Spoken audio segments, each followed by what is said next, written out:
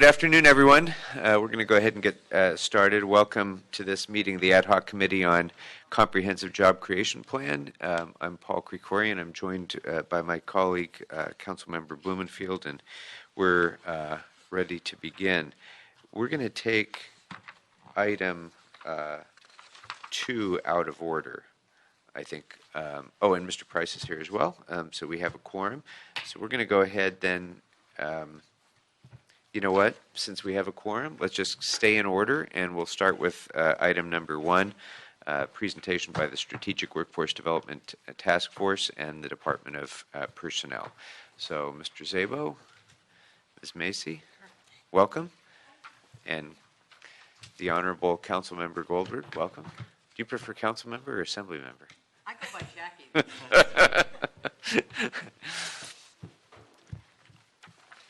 Welcome. Okay, thank you very much. Matt Szabo, Deputy Mayor for Budget and Innovation.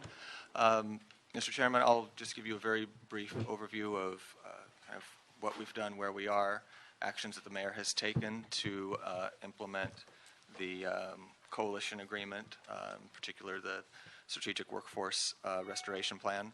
And then I'll have Ms. Goldberg and Ms. Macy go into more specifics about the work and the outreach that's been done. So as you know,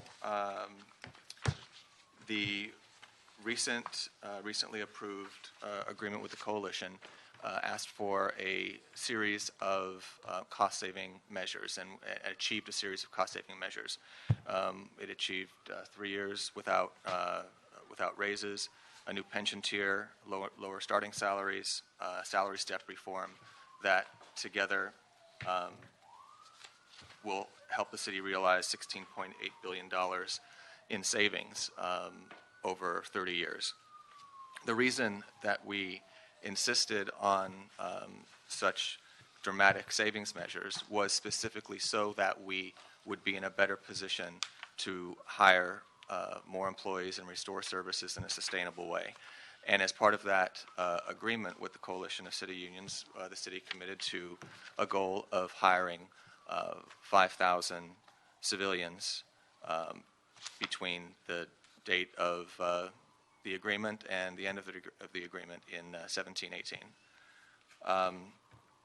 So the efforts that we've taken to date, the coalition agreement established 2 working groups: a strategic workforce restoration task force and a targeted local hire working group. The goal of the mayor was, if there is any silver lining to the enormous cuts that we had to make during the financial crisis, is that it gives us the opportunity to rebuild. And in rebuilding, we didn't want to rebuild, and we don't want to rebuild simply, or we don't want to replace simply what we lost. So with this opportunity and with this commitment to hire 5,000, we are asking and have asked each department to put together a strategic plan, a service-based strategic plan, and a hiring, which would be comprised of a hiring plan for personnel and a technology plan. We would then take that plan and roll that into their annual budget proposals. And to the extent that we would be able to fund that plan based on our revenues, we would be able to fund a plan year in and year out based on an actual strategic hiring plan to restore services. So the mayor issued Executive Directive 15 in April. It operationalizes the coalition agreement. It required the departments to, working with the personnel department and ITA, to develop strategic succession plans and technology plans. And it asked them to the greatest extent possible, or directed them to the greatest extent possible, to find positions that could be turned into the trainee level positions so that we can get a more targeted, we could target our hires to a greater extent by moving them in to a lower trainee level that could get them on a path to city service. So we would ask them to, we're targeting younger workers, local LA-based employees, veterans, formerly foster care, formerly incarcerated, formerly homeless. And so that is the portion of which we brought in Ms. Goldberg to create these partnerships with local universities, with Cherry Tech, the local community colleges, to create a pipeline of employees which we would be able to get into city service. To date, beginning July 1st, 2015, the coalition agreement or the tentative agreement was made in June. The city has actually hired 1,940 civilian employees. That's non-DWP, non-sworn employees. So the number of 5,000 seems like a large number, but as we made the agreement with the coalition, it's not 5,000 net new. It's new hires. So that 1,940 includes new full-time hires, new part-time hires or half-time hires, and then also those that we've moved from part-time work to full-time work, which when the agreement was contemplated, those all would be included in that 5,000 number. And although we look at this year's budget was, as you know, a fairly modest budget, it did include a total of 483 new civilian positions. That's, again, non-sworn, non-proprietary, new funded or partially funded positions. So again, we're asking the general managers to, in their succession plans, to identify which positions could be used as trainee positions so that we could fill them with those targeted populations. Those plans are due in September, and then of course their budget proposals for next year, which we would consider year one of the strategic restoration plan, are due at the end of November. So with that, I'd like to turn it over to Ms. Goldberg. So we've been meeting since last August. So we're coming up on a year that this work has been going on, and we call ourselves the Targeted Local Hiring Work Group. That's what we call it. It's a lot of letters, but basically what we've been doing is we've been meeting with folks from primarily the personnel department has taken the lead in this, and several of the union partners that are in the MOU, and we've been meeting on a regular basis. We've had subcommittees that dealt with how to take votes. What's the governance? Are we a Brown Act committee? And we are, in fact, following the Brown Act.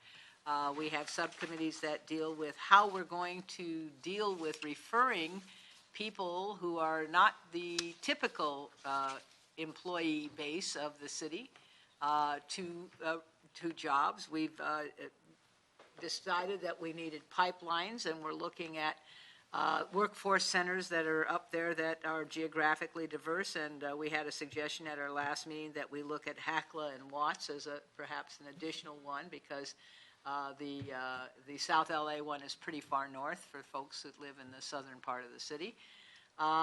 We've been working very closely with LAUSD. We've been working with an enormous number of organizations. That box on the right there says 17 meetings, but it's actually 17 organizations. We've probably had 30 or 35 meetings because some of them have been multiple times to try and develop real partners in how we're identifying candidates in a candidate pool for these target classifications that are at the bottom of the chart. And all of those classifications lead to a large variety of positions. They are not single cell positions.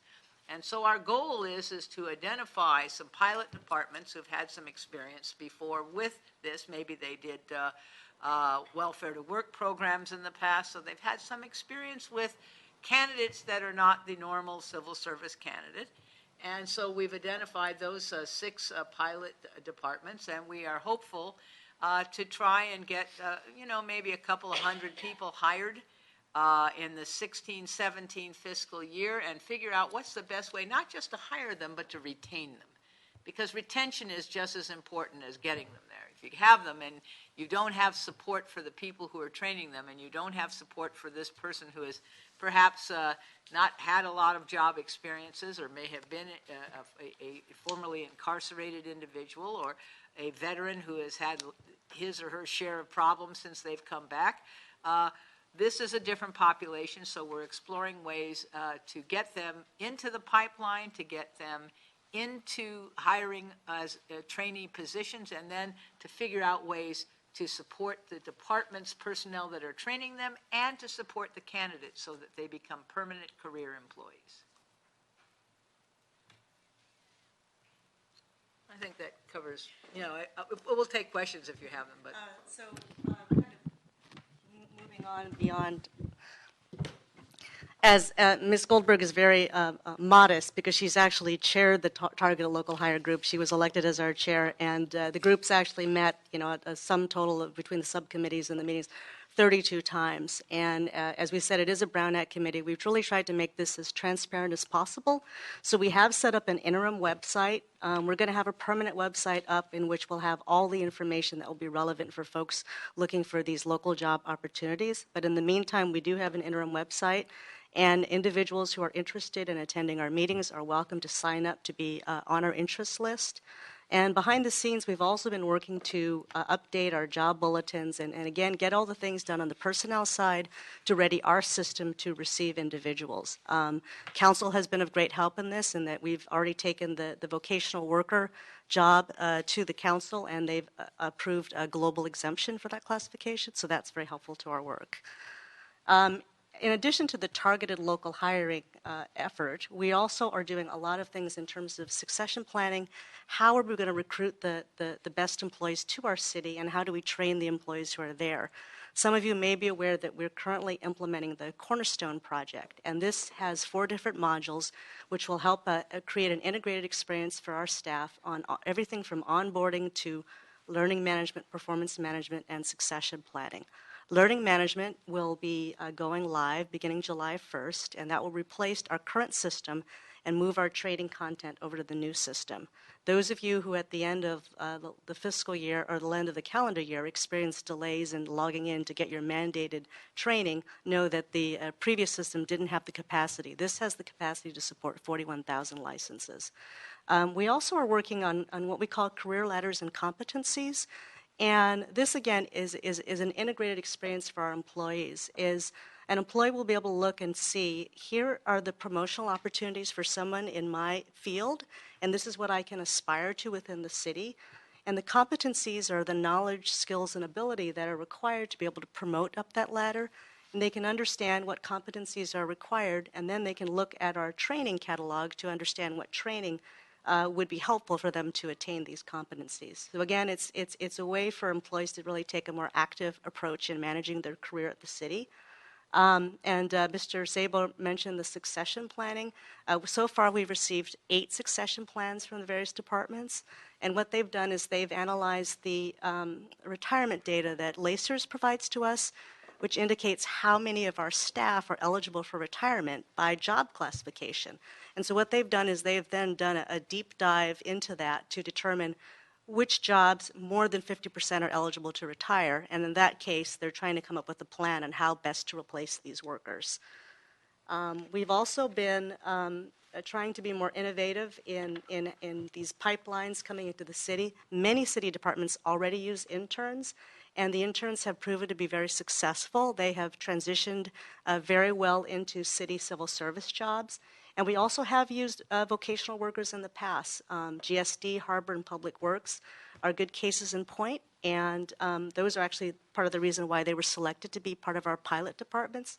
Just recently, 11 vocational workers were hired by Public Works as part of this effort, and they're currently running an academy at Trade Tech to recruit for people who will eventually become tree surgeons. So we really want to applaud the Bureau of Street Services for their partnership with LA Trade Tech. And finally, on the recruiting end, we do have a strong social media presence at the city in terms of our recruiting, as well as our participation in many local job fairs. We do target veterans, disabled, formerly incarcerated, and we've done a number of these job fairs. And coincidentally, on our social media, we've got about 10 times as many likes on our Facebook as LA County HR does. So we're proud of that. And then finally, I wanted to highlight some of the campuses that we have relationships with. We do have job center boards, but we also do on-campus recruiting for many of the engineering job classes at a number of local universities. A number of departments have asked us to try to expand that to additional job classifications beyond the engineering series, and also basically enable departments to actually make on-the-spot job offers, which helps us greatly in recruiting.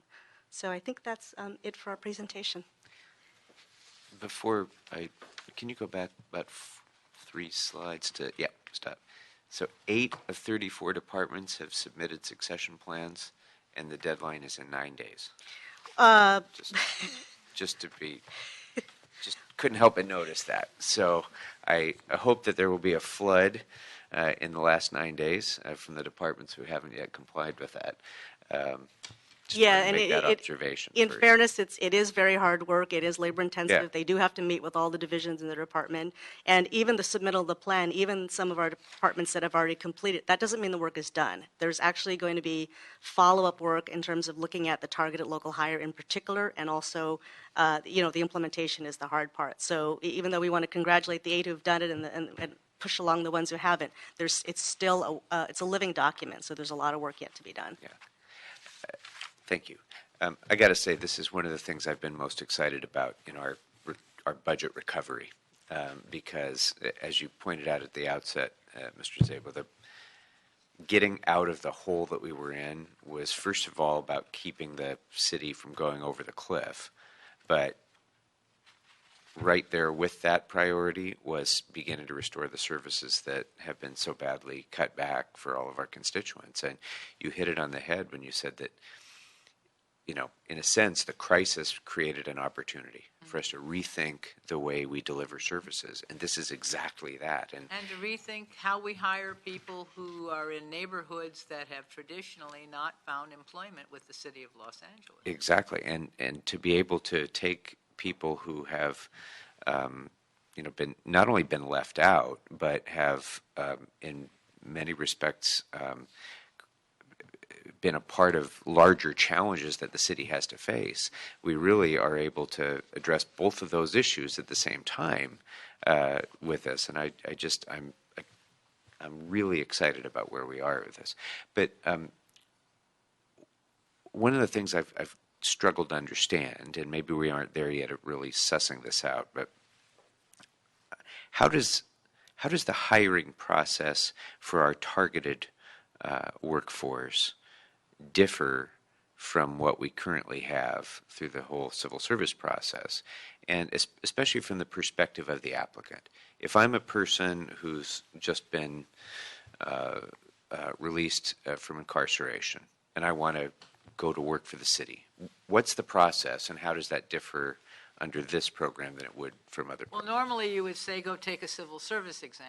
We now say sign up at one of our target workforce centers, or actually any workforce center, and that workforce center will send them all their information to a target. Online, we're going to have a much reduced application form. It's not going to be, if you've seen our current one, it takes quite a bit of doing to get it put together. This will be much shorter. It'll give us the most important information, which is what skills do you have, what jobs are you interested in, what shifts would you be willing to work, what parts of the city would you be willing to work in. And then with a relationship with LAUSD, they will then get what we call the Soft Skills One-Day Program, which we're working on putting together, which would help them figure out how do you get a bank account, are you eligible for subsidies for things like transportation and child care, which a lot of folks don't know that they exist, these federal subsidies exist. So we're trying to put together a package which gives them the support that gets them into this candidate pool. Once they're in that candidate pool, which is the candidate pool for the trainee positions, we're going to try and figure out a method. Partly we're going to be using zip codes like you use in project labor agreements. Okay? Those zip codes have to be 200% or more of the unemployment average of LA County. or a much higher level of violence, or a much higher level of people who haven't graduated of high school. So we're going to use that zip code list, which is updated annually, and we're going to have some of the candidates come from that pool. Some will come from I've had a lot of training already and I'm ready to go. Some of them will come from the subsidized list that we get from our own EWDD that says these folks are already eligible for federal supports. And then we're going to send them to departments and have them be interviewed. We hope, knock on wood, and the creeks don't rise, that we'll get maybe a couple of hundred of these folks hired in the current upcoming fiscal year starting July 1st. Those 200 will tell us whether or not our recruitment is reaching the targeted groups, whether they're successful in getting interviewed. When in the interview, by the way, if they don't pass and they don't get hired, they go back into the candidate pool. We're not trying to drive anybody out. We're going to give them other options.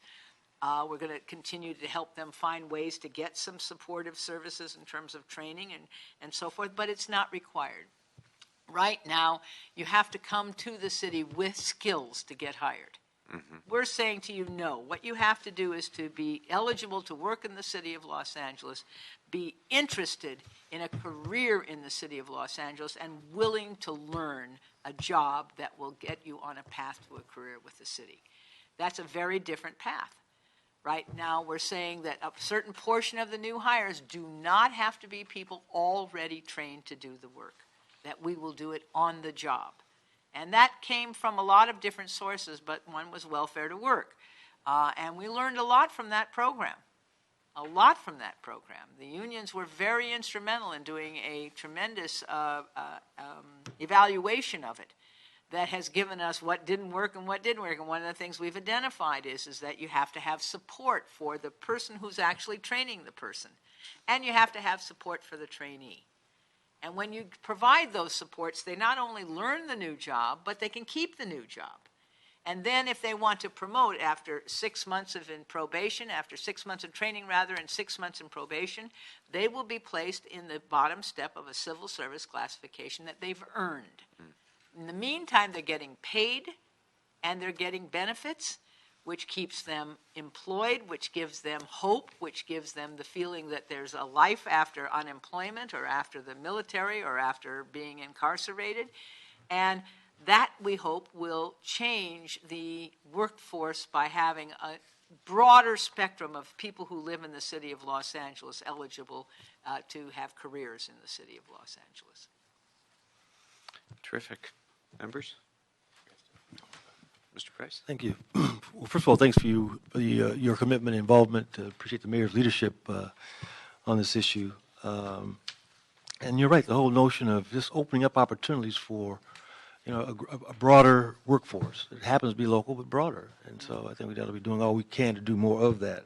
I'm curious, though, these community-based organizations that were referenced with the meetings, how do you envision these organizations playing a part in this whole process? Well, that's what we talk with them about. So let's take Urban League LA. They have a workforce center. They have some training programs. We hope that they will be a pipeline to one of these identified 6 or 7 workforce centers that will be our kind of focus group to bring people in. And by telling them what steps they can do now and them telling us what we need to do to help make sure that their candidates are eligible, we are developing a set of protocols that will make it easy for them to be on the referral end of this. They'll know what jobs are coming up. They'll know which kinds of things that they right, and who they to can help refer. an outreach, and they can help an outreach. It's an outreach. Yeah. We have. You saw 17 groups. We have at least 30 more to go to.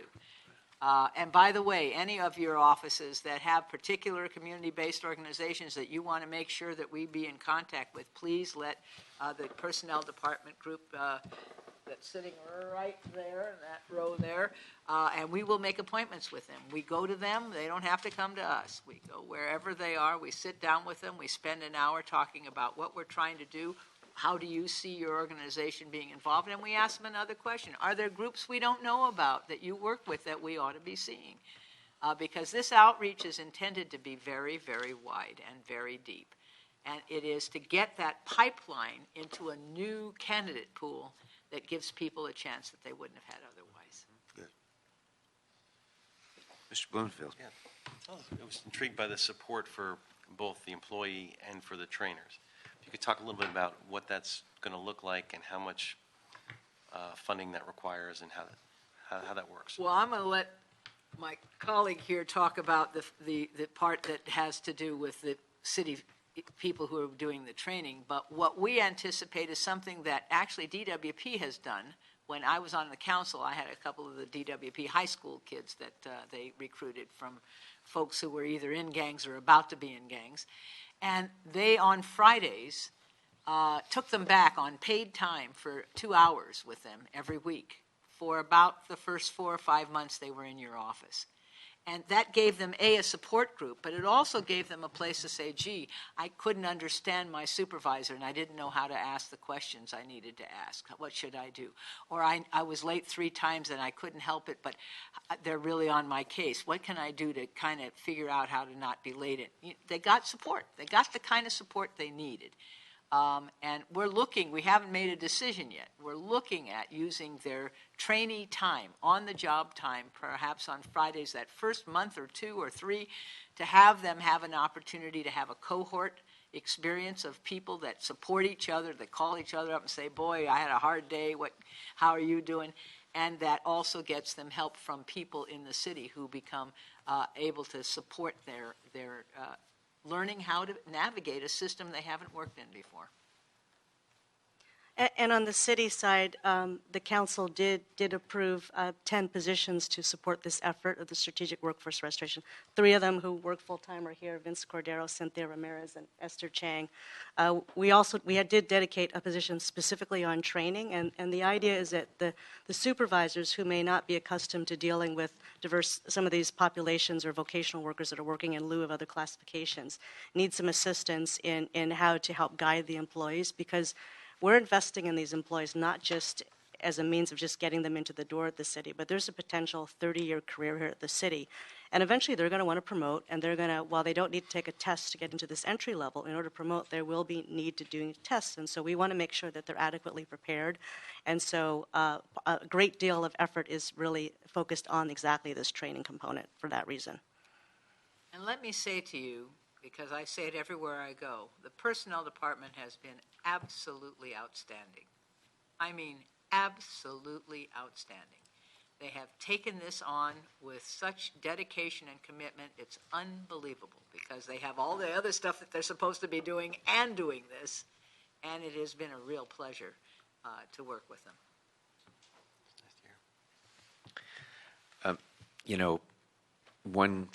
It's not exactly a community-based organization, but one place where I think it would be appropriate to have outreach is the Los Angeles Police Department.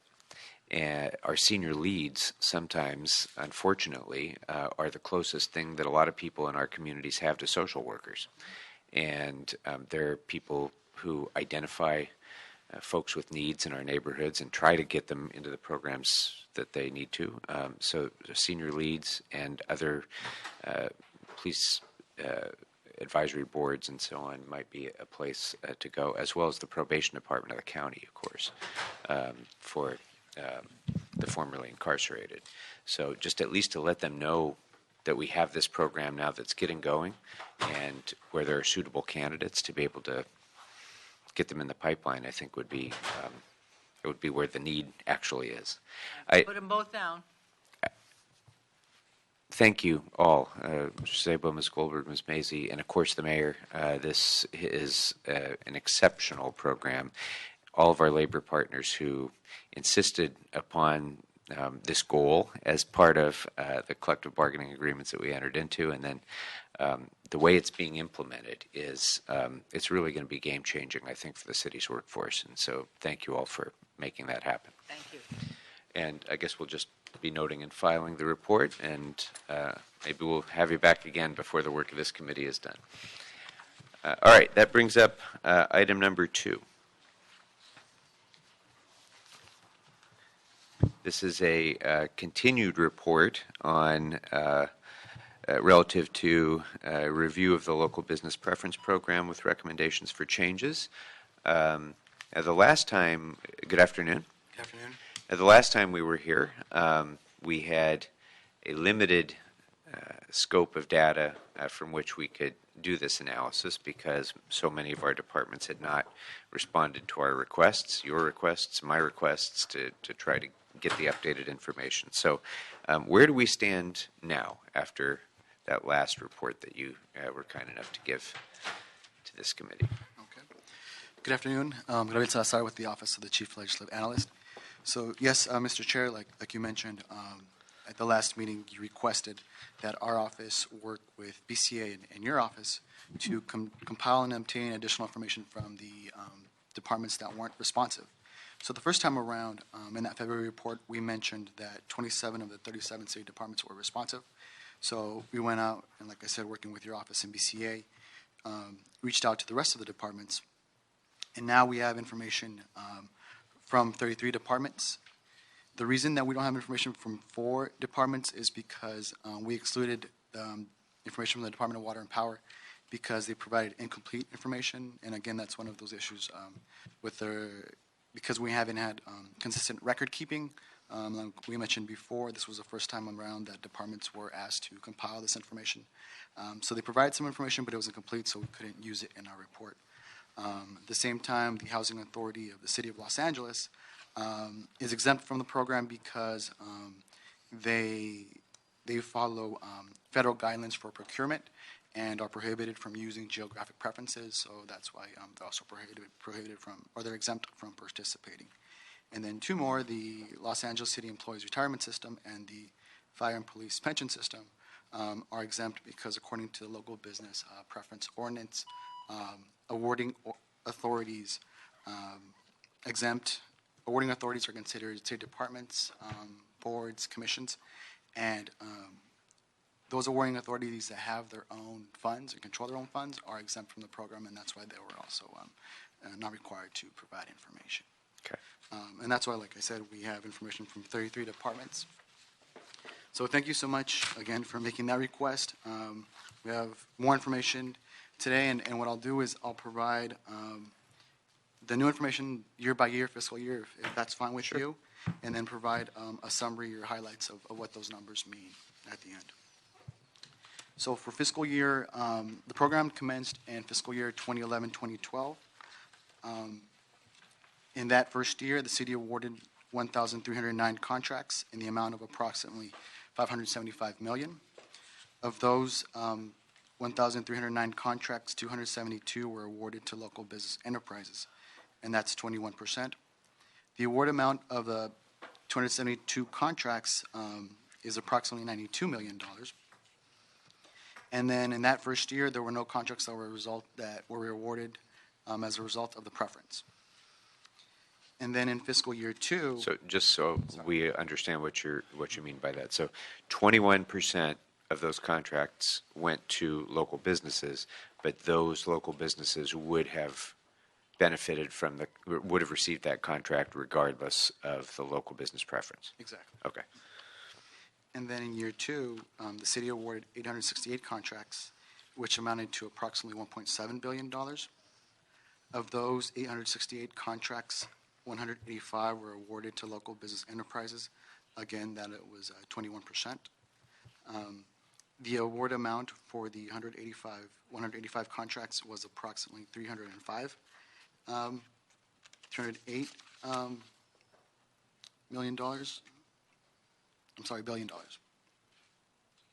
I'm sorry. Million. $308 million, yeah, sorry about that. That'd be a lot of money. And then, as a result of the program, 15 LBEs benefited that year, which resulted to $56 million. The cost to the city in that second year was $69,000. And then in fiscal year 3, 895 contracts in the amount of $2.0 billion were awarded. Of those 895 contracts, 243 were awarded to local business enterprises, and that was 27%. The 243 contracts amounted to approximately $700 million. And then again, in the third year, 28 local business enterprises benefited from the preference, and as a result of that preference, $152 million were given out in contract awards. I'm sorry, $152 million Were to the 28 awarded. LBs that Exactly. benefited. $152 million. Okay. When you say benefited, you mean they got the award because they got the points? They wouldn't have gotten the award otherwise? They got the award regardless of the preference. So what do you mean by benefited?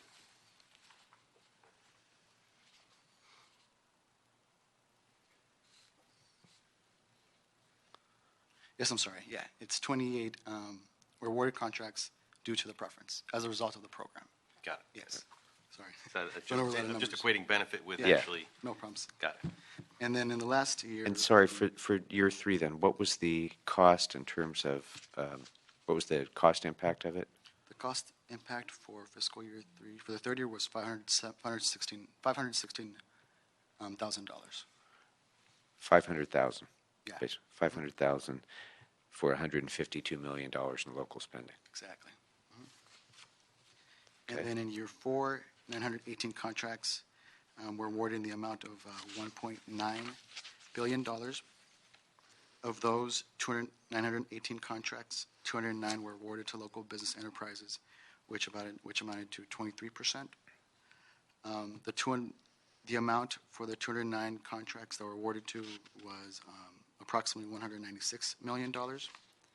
And then in that year, 26 local business enterprises benefited from the preference, which amounted to about $5.2 million. And there in that last year, the cost to the city was $50,000. 50? Yes, $50,000. The cost of what? The fiscal impact to the city for that year was $50,000. I mean,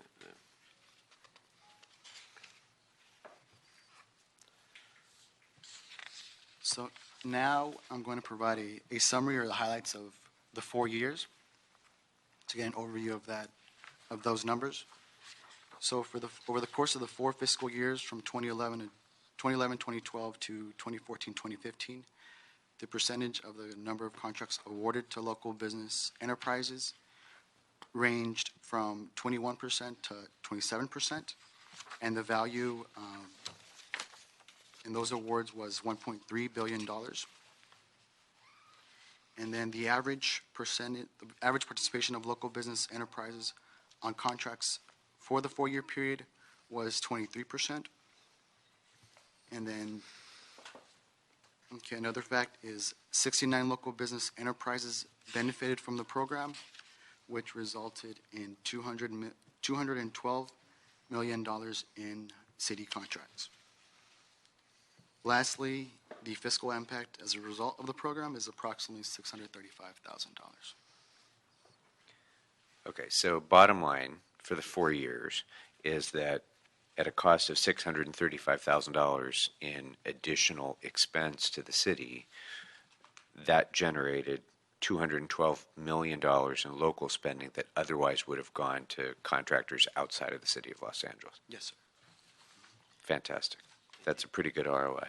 It's great. Is there a way to break down how much of that local spending then became city tax dollars that otherwise wouldn't have been? Not at this point. There's got to be some, at least back of the envelope. I mean, are they, Some percentage of that. are those local companies by definition paying local income, paying local property tax? There must be some way to calculate. You know, they're local, they're spending sales tax here, they may have a property tax here. Just in terms of hitting home the ROI point, Right. it would be great if we could not only know the return on investment is the spending here, but to actually show that the city coffers are getting enlarged by more than the amount we're spending would be a great number to have. Yeah. I would imagine that would be principally sales tax, maybe UUT. The GRT is going to be the same regardless, whether they're within Los Angeles or outside of Los Angeles, I would imagine. I don't know, maybe. I mean, there may be some But- rough way to calculate yeah. it where at least, even if we don't have the exact number, that we can show what the range would be and whether that competes with the amount of money that we spent. Which I imagine it would. But I think maybe perhaps the working group that we have, that was one of the recommendations, could figure out maybe there's a way we could compile that information, obtain Yep. that, maybe economic study, or figure out how we could get creative and obtain some of that information. Especially as we're trying to shape potential revisions to create greater effectiveness, I mean, that's a kind of a key data point in deciding that. For example, how do you define local businesses? That is going to dictate the exact point that you're just raising. Mr. Price? Yeah, Mr. Chair. Thanks for the report. You mentioned that what was our goal, 8%? Or was there a local, do we have some kind of percentage as a goal? And we're doing 23 to 37%? Maybe our goal is too low. You know? No, there is no specific goal for the program, but with the preference is just the 8% that's applied on contracts. So basically, that's just used for evaluation purposes on bids and contracts. So that's basically what the 8% is. And so what message do we give to the departments to encourage them, to inspire them, to incent them? I mean, is there anything, if folks don't make even a good fake effort, do we have any teeth, any place to compel some different behavior? One of the recommendations and instructions in the previous report was to have a working group to work together with the departments so that departments could provide more training, figure out maybe a better system to track and record the data. Like we said, this information was compiled with pretty much working with BCA and the chair's office to get the departments to get the information. Oh, it's a great start. So this kind of just provides like a basis of where we are. But to your point, Mr. Price, I think having a fixed goal would, be an important step for us to take so that departments know so you have something that's sort of measurable as a benchmark of whether or not they're pulling their weight or not. And I don't know what that right number would be, but that's something we should certainly look at. I think that was one of the recommendations for the working group to consider. It was in one of our motions anyway. You should probably also note that because of the poor data gathering that we have traditionally had, that we're improving now, this might in fact understate the actual benefit, because in those first years especially, it might be that we just didn't capture the right data to be able to even dish this out. So, but going forward, we're going to have a much clearer record to evaluate these on as we've improved the data gathering processes, or continue to improve the data gathering processes. So this is good news.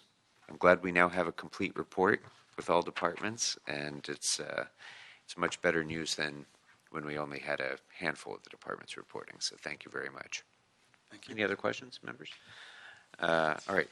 Thank you, Mr. Sellers. I will note and file this report, and that brings us to item number 3.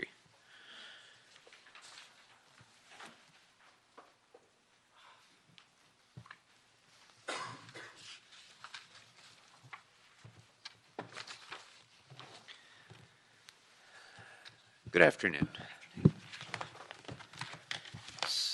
I'm Jan Perry, General Manager of the Economic and Workforce Development Department. To my left is Meg Barclay, who is our Chief Grants Administrator. And I'm going to give you a quick synopsis of what we're going to propose today, and then we have a very long attachment. I think it's about 18 pages long. Yeah, the report itself with the attachments. We were instructed by the ad hoc committee on March 20th of 2016, and we've worked very closely with the CLA's office to further examine and develop the proposal to create a small business commission and to provide a report that has very specific recommendations relative to those who would be eligible to serve on the commission and budget and staffing for a commission. So our report dated June the 20th, 2016 provides recommendations on the 2 components for a new Los Angeles Small Business Commission, as well as the role, the mission, and the goals of a commission, commission powers and duties, commissioner appointment structure and terms of service, commission meeting frequency, the definition of small business for the purpose of this commission. And if you turn to page 5 on your report under business inclusion program, the definition is the one, that's the working definition that we are using for this proposed commission. The department recommends an advisory commission whose mission will be to promote, grow, and retain small businesses in the city of Los Angeles by facilitating greater participation in city policy-making processes and providing input regarding significant proposals, issues, and decisions affecting the small business community. And as we've been asked, the department provides recommendations regarding commissioner eligibility. We recommend that small business owners be eligible to serve on the commission, as was recommended by the Chief Legislative Analyst's Office. And we also recommend that include representatives with subject matter expertise in fields impacting small businesses in the city of Los Angeles, such as financing, law, economics, economic development, and that just as a concept. And Ms. Perry, on that point, that would presumably encompass business advocacy organizations, local chambers, and that's improvement okay. districts. Yeah, absolutely. Actually, that was going to be my next point. Sorry. Yeah, there you go, done. All right, so, and then in the report, funding of the staff is proposed for the 2016-2017 city budget, and Meg will go into that in greater detail. We thought a smaller commission would be better than, more nimble. I happen to sit on a very large small business commission in the county, and smaller's better, probably, get more done faster. It'll facilitate more meaningful conversation, make it easier for the commission to establish a quorum. Similar commissions that we researched with the CLA were at HCID, and in that case, those were fully appointed by the mayor, but this proposed structure that we've set forth today balances appointments by the mayor and council.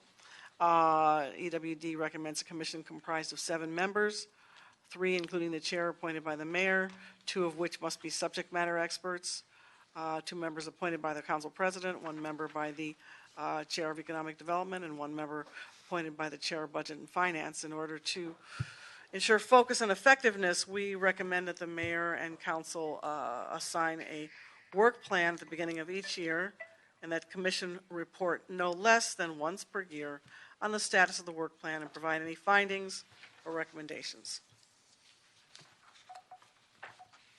Okay. On the structure, I'm sorry, but I know you're all going to talk about some of these details, but on one of the things we really wrestled with was how best to set up the appointment process for this. And I actually like this balanced approach. It's a little different than what we do for most commissions, but I think it's appropriate. What I'm going to suggest is that the 4 council appointees be broken down a little bit differently, that we have 1 from the council president, 1 from the chair of economic development, 1 from the chair of budget and finance, and 1 from the chair of internet grants, trade, commerce, and tourism, so that we actually cover all of our economic development related committees that way. So, sorry, didn't mean to take you off course. No, that's fine. Okay. We're Anything else? ready for questions. Oh, perfect. We wanted to we'll just be very direct, and then if you had questions. I love this report, and I think we've grappled with, there's a lot of really difficult issues in getting something like this launched, starting with what does it do? What are the outcomes you want to have?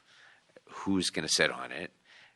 How does it work? How do you get it implemented? And I think these recommendations, I looked at them, and other than this small change, I agree with every one of them. So I'm going to turn it over to Mr. Price for questions. Hi, good work. Question, I just didn't see it offhand.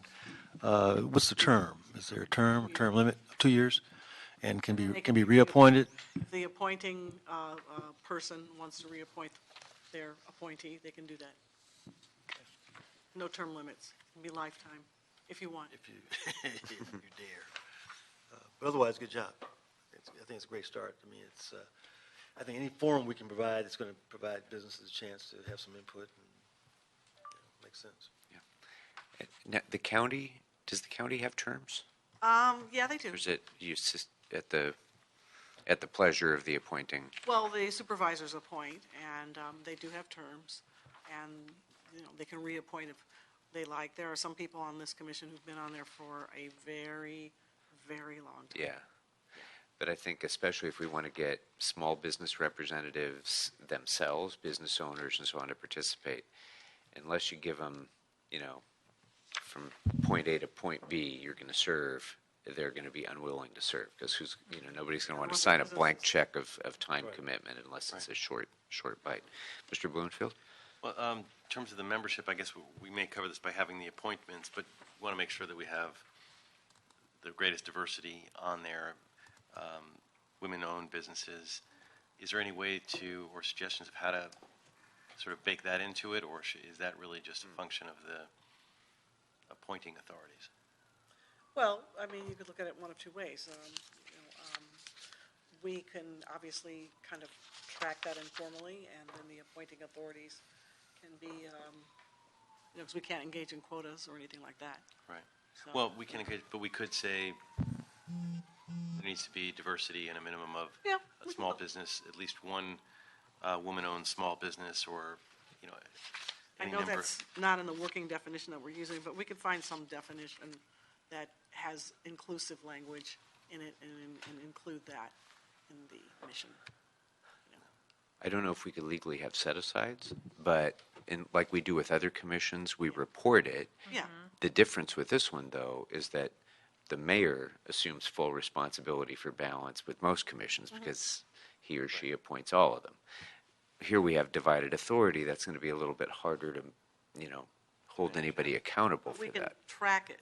So Yeah. as you appoint, we can show you where it's trending. And there's going to be the proposal is to have staggered terms. Is that right? Mm-hmm. So come to think of it, how would we do that? So We're going to have to talk to maybe the county and see what they did the very first year, because I'm not sure how you stagger that, but when you're Yeah. first starting, when you have multiple right, appointing right. positions. But with staggered terms, you'd be able to address that. Because if you're reporting it and you see that the commission has,